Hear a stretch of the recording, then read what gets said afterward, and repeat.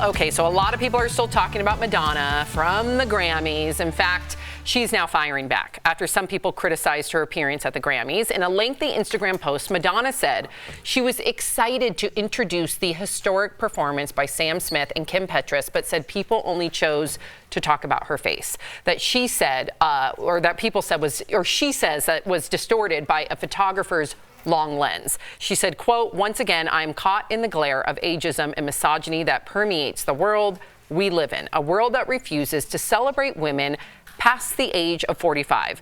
Madonna went on to say, "I have never apologized for any of the creative choices I have made, nor the way that I look or dress, and I'm not going to start." Tori, you're shaking your head. I love Madonna. No shout out, no hate, no shade. This has zero to do, in my mind, with sexism, misogyny, and ageism. She looks really weird. And I say that because of an objective look. She looks different than she did before. I'm not saying bad. I'm not saying good. She looks objectively different. If a man did this, we would also Mickey Rourke. Mickey Rourke, am I right? Wayne Newton. Wayne Newton, keep it coming. So what I'm saying to you is to use sexism as to say what you're doing. You dilute the message that she herself has been a pioneer in my mind. It has zero to do with that, and other than you look almost like you have face dysmorphia and you were constantly trying to fill. I'm just, as a viewer, speculating, it's overfilled, it's overtaught. If that's the look you want, cool. But don't tell me this is misogyny and ageism. That is not true. In my mind. I mean, this is what we see a lot with, movements that really do start from a genuine place. When you talk about ageism, which you spoke about so eloquently, Erica, or you talk about sexism, which we talked about on this show, those are important movements. But people always seem to drag those into something when we're talking about, it seems like you have a lot of filler. And it really lessens what those movements are about when they are kind of sullied by people just using them as a way to get people off of their back. Yeah, it's just I think if anything's going to be called out, less for your face, you do whatever you choose. Right. You have more money than God, have at it. Right. And who cares what the haters say? But at the same time, I hope she's conscious of the fact that when you do bring in things, like if somebody said, "Al, your tie looks weird," and I'm like, "Because you're racist?" Right. Exactly. What does that say about all the hard work that my grandparents and my mother and father did to get us on this panel? Right. It's just like, no, your tie doesn't match. So let's just be real. Let's have the conversation and keep it moving. But you don't need to bring in all these other social elements to try and hopefully get people your on argument your back. that way. Yeah. See, I'm kind of towing the line on this one because I can understand, like, if someone's constantly coming for you over one particular thing, and for her, it's been how she chooses to express herself and the fact that she has very much been on brand her entire life, and now it's an issue because she's older. So if someone's constantly targeting you for the fact that you're older, so you shouldn't be doing these things, then in your mind, every time someone attacks you, especially when it's happening in mass numbers, then you start to believe that everything is about that. So everything for her starts to become about the ageism. And I do agree that she is targeted quite a bit about her behavior, or about the way that she chooses to express herself and look, and that is ageism. When we're talking about the autonomy to be able to do whatever to your body that you choose to do, then I feel like that should be protected, no matter how weird people think it looks or is. And I'm saying that because she was there to honor the first trans recipient of a Grammy. She was there to really give back to a community that has supported, and not only supported her, like arguably was the genesis, and not so much an argument. I mean, the queer and LGBTQIA plus community, if it weren't for them, there would be no Madonna, okay? And I think that that's something that she readily, appreciates and says. So when she was there for that particular reason, is it really appropriate for her look to be the target of conversation? I think in a visual media, just to push back a little, it's not that she's old. I love when Madonna goes Western and goes techno and changes up.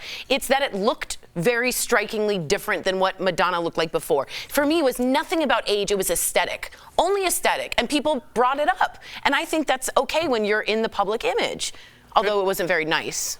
Good conversation. Yeah. No.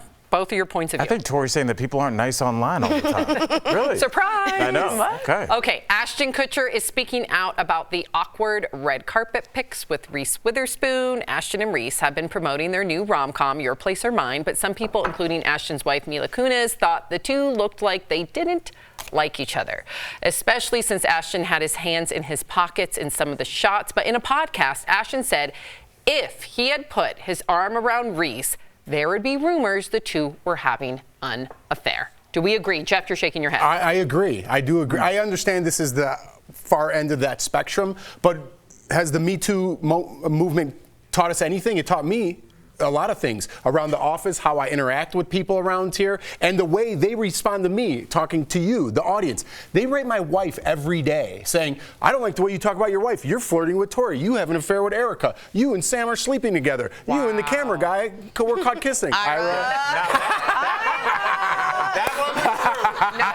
Okay, the Ira part was true. Yeah.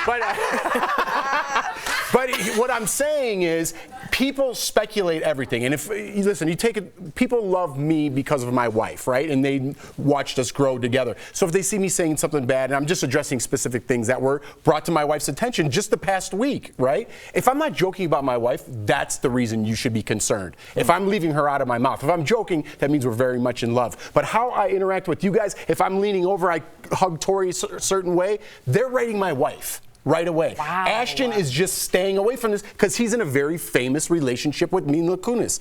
I am on the bottom of that fame list, right? So if I'm getting it, you know he's getting it. And if the Me Too movement taught us anything, it's there is an equal and opposite reaction for whatever movement you're putting out there. There's going to be pushback. If you don't like it, this is the opposite pushback from the Me Too movement. I'm so sorry you have to go through that. And Jordan. Because they're, I'm surprised. We've had affairs too, Sam. According to the audience, I'm surprised they don't come for you. Yeah. I'm telling you, it's gotten worse, and I blame GMA3, okay? We can't even have, like, casual... seriously, Al and I happened to be on the same flight coming back from LAX to DIA on Sunday. We happened to be on the same flight. When we got on the shuttle to go from the to the terminal at DIA, I had an eyelash on my face. Al reached over to get it. It was stuck to my face, and he's like, you know what? Just go like this. Like, and he was like, we don't need anybody. And I was like, and I hadn't even thought about it because we've been working together for 6 years, and I know now that's why I'm like, I'm kind of kidding, but I'm kind of not. I do kind of blame it because now everybody's like has this hyper vigilance, especially like, I mean, I've gotten it. People are very protective of Jordan. I'm not coming for Jordan, and I'm sorry, Jeff. I love you, but just never like that. Yeah. But I think it's all about the optics and what people want to run with. Right. And it's really, I'm just going to be really straight up with y'all. If you are messaging Jeff's wife, I know. Like, that is weird. Don't do that. That's weird and We're sad. going to have to get you more business because there is nothing going on but the rent over here, okay? Nothing. I wish there was something spicy. I mean, I don't, but I'm just saying. Like, we are all as like There's still time. We are all as brother and sister as it gets. Sibling. Okay. We are getting a sneak peek at some more Super Bowl ads. First, singer Sarah McLachlan spoofs her Saving the Animals persona in this ad for Busch Light beer. Watch.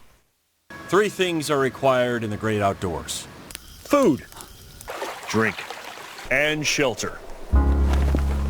Hello, I'm Sarah McLachlan. For just dollars a day, you can help helpless animals find shelter. Bush. Wrong shelter, Sarah. Also, that's a wolf. I had not seen that yet. That is hysterical. Isn't that great? I love that. And I guess they're donating a portion of whatever they paid It's to. like 25 a wildlife preservation. Yeah. So Oh my gosh. because I was wondering if the ASPCA got a piece of that. Because that's where the commercial. Yeah. Right. I was like, how'd they let her do that? So good. Okay, next, Will Ferrell pitches electric GM cars and Netflix at the same time. Take a look. Or if you're being voluntarily kidnapped, why not be kidnapped in an EV? What's that scent? Is it pine? Now, should they add EVs everywhere? They shalln't. They shan't. Is it shallant or shan't? It's neither. What about here, Erica? You're ruining the show, you idiot. What do you mean? It's me, Dusty. You're not. Yeah, you're right. This is ridiculous. I like that one, but I think it's a lot going on with the EV and like electric vehicle and Netflix. That's all I have to say. It's a little confusing for like a 30-second, you know what I mean? But I think overall these trailers have been fantastic. I've never been this excited to see Super Bowl commercials. I feel like Game of Thrones, they were the first show to make a movie and make it into a television show, and I feel like now we're seeing like kind of TV shows crunch down into 30-second commercials. I mean, they really are. They tell a complete story and kind of get people going. So I'm excited about it. I am too. Who's excited about a Busch Light commercial? Who thought? So funny. Shout out. Barbra Streisand is finally telling her story in her own words. She's set to release her very first memoir in the fall called My Name is Barbra, which was also the title of one of her first albums, of course, and was the name of her 1965 Emmy-winning TV special. But get this, the book is reportedly over 1,000 pages long. Many people think, okay, Al's out. Many people think that Barbra will dish on her past loves, including first husband Elliot Gould, Andre Agassi, and who she dated in the 90s, like Don Johnson and her current husband, James Brolin. What do you think, Tori? I think it should be longer. No, honestly, the publishers wouldn't let her split it into two, which she needs, so that's why it's that long. But if you know anything about Barbra, you know she's either one of the best singers the world has ever seen, or she's also hysterically funny. She's had a wide range of careers: pop culture, TV, directing, acting, producing, singing. She's won an EGOT with a special asterisk on her Tony. But I will say it takes 1,000 pages or more to tell this little Jewish Bronx girl that she can become the superstar. I cannot wait to listen to the audio. And talk about, like, really quickly, somehow bold her stories are. Like when she went to audition for Funny Girl and chewing the gum. And people need to hear these stories. They are bold. Very bold. Yeah. Yes. Plenty of time to hear about it. Apparently.